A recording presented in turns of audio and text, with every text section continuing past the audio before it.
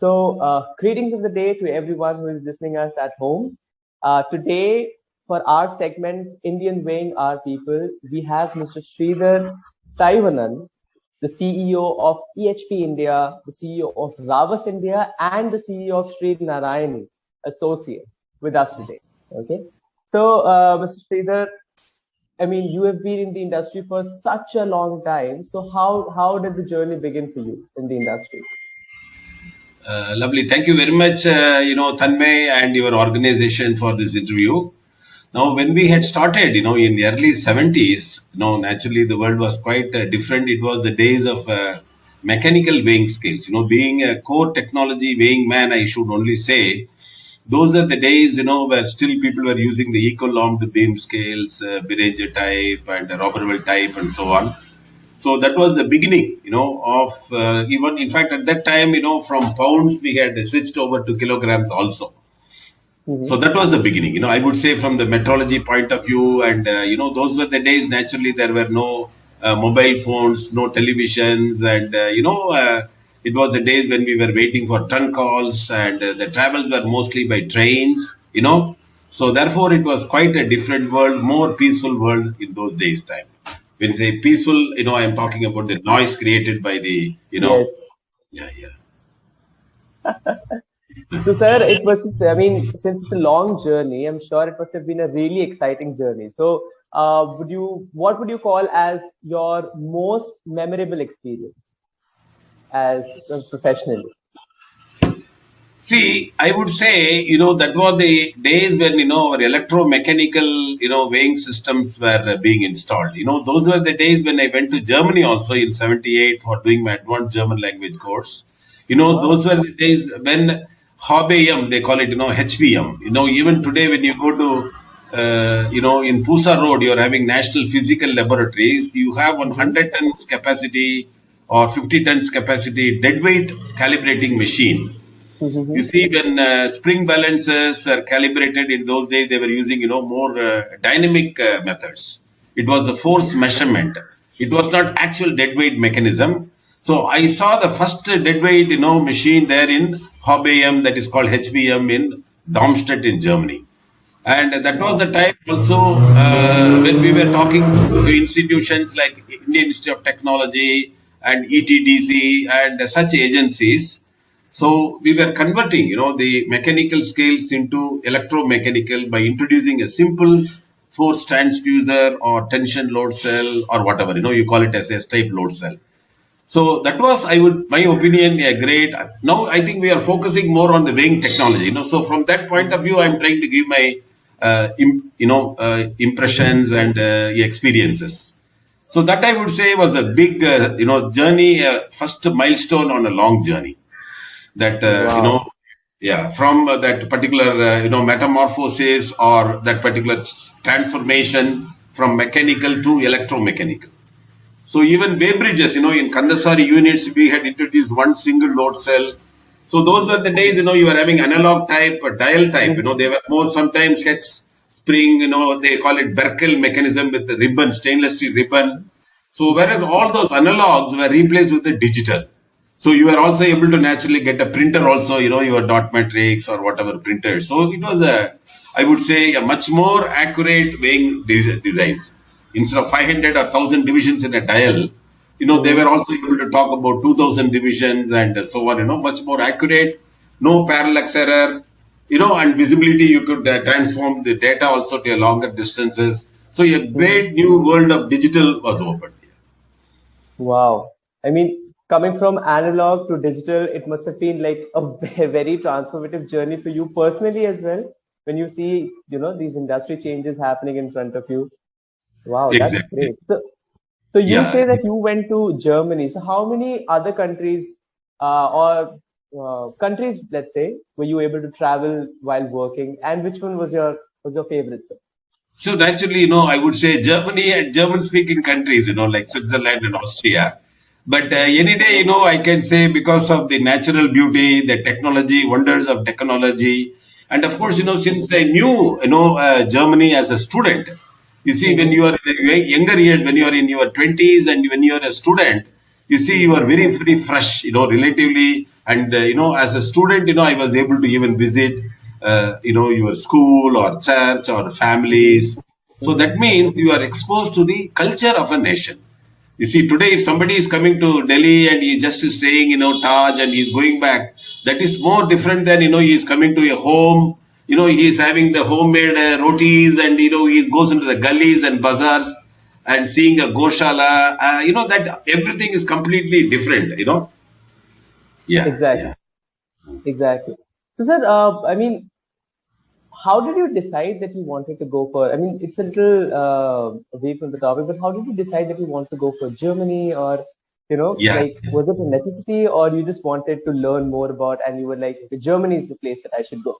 So, Oh, how very did nice. it happen? It's a nice question which I really like. You see, my brother, my eldest brother, told me that in addition to English, of course, anyway we were a colonial country, so everyone was speaking English. He said, in addition, if you are able to learn one more European language, it could be French or it could be German. And anyway, both these languages were taught in Chennai. In those days, Madras, we were having Alliance Francaise for French and Max Muller Bhavan for German language. So anyway, I used to open these nice photos, and when I went to some library, I always used to go to these libraries like USIS, United States Information or Max Muller Bhavan. So I was always, or even your British Council. So I was very impressed with the photos, the natural beauties of the German landscapes, and so on. So that combined this opportunity. Plus, I used to get to know one professor, who did his doctorate in Bonn. He's a Alexander von Humboldt scholar, whom I come to know even in my school days. So he had nicely introduced me. He gave me additional classes, and then he had even suggested me, okay, you can go to a place called Schwäbisch in Stuttgart, near Stuttgart. So that is how I zeroed in and I went there, and I could combine it. After my language course or even between the holidays, I was able to visit nearby factories. As I told you, I was able to go to also this in there is a place where they're having the German ultimate weighing machine. The authorities are there. PTB they call it. Physikalische Technische Bundesanstalt in Braunschweig. So I was able Wow. to visit there, and also I was able to visit some weighing scale factories. That there was a gyroscopic force measurement system. The speed is distance per time, and one quartz oscillator is sending more than 4 million impulses a second. So it measures the distance per time, and then it is converted into weight. So you can imagine, Wow. that technologies. Yeah.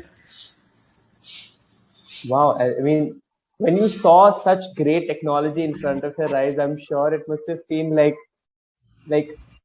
how you introduce a new project to a new kid, and he just gets so excited just to see that, okay, this is the world that is opening in front of me. Was that like with you when you went to Germany? Exactly. Like when we went to, an excursion, when we were in the Goethe Institute, we were students, we were taken for, they call it Ausflug, that is an excursion. We were taken to Munich. There you are having one physics museum. So there, we were able to see such types of, as I told you, that gyroscopic force measurement system or many other inventions. Germany, is a country with many Nobel laureates also in multi-disciplines. So therefore, it was for me, ever continuing new technologies. And even today, what we are having, the past 25 years, we have given, this digital crane scale to weigh molten metal.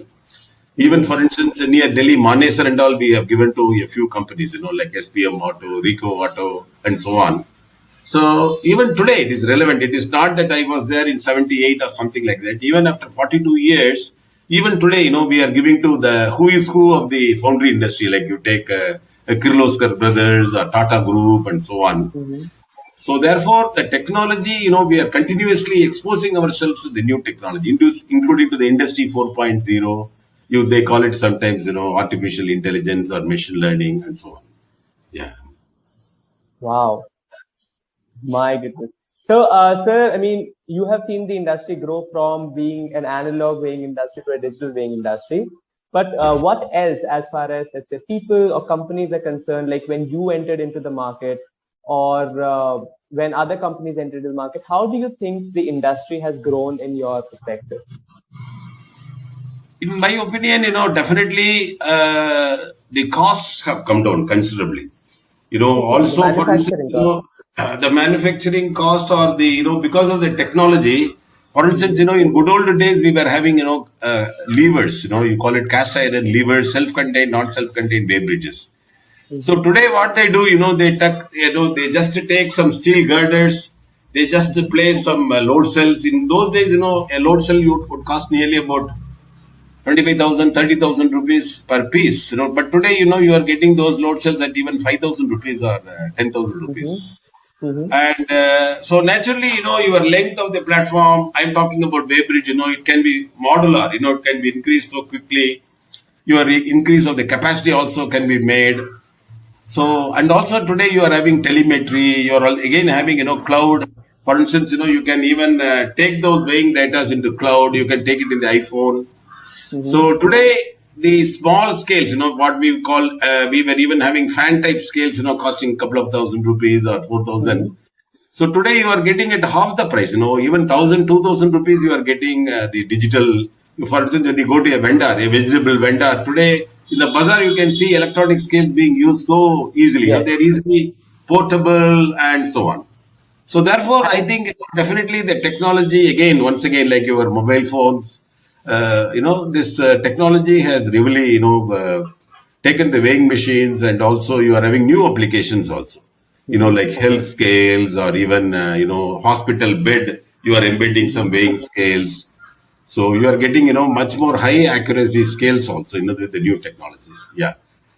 And with this new technology, like all the other industries were also able to grow. Like as you mentioned, that small vendors are now able to, get the weighing scales and can have their business grow. And as far as hospitals are concerned and everything, so this technological advancement in the weighing industry actually helped all the other industries grow. Exactly. You can even call it as a mother industry, because right from a human being is born as a baby, the scale is being used to know the baby weight. Till, the cadaver, if there is a postmortem requirement, even then, there is a scale used. So, and various sports, you take it as a school or in the, let us say, health sector or entertainment also today. For instance, it is not unusual to see one stage has collapsed.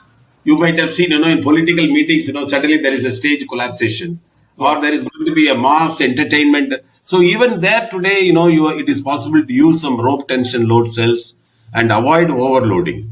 There can be a signal. For instance, prevention. Today, you see, overload means, it is only showing overload. But today, you can even stop.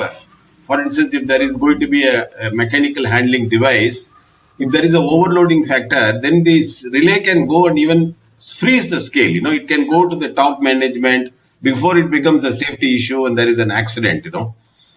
So these are all the, I would say the advancements. These are peripherals.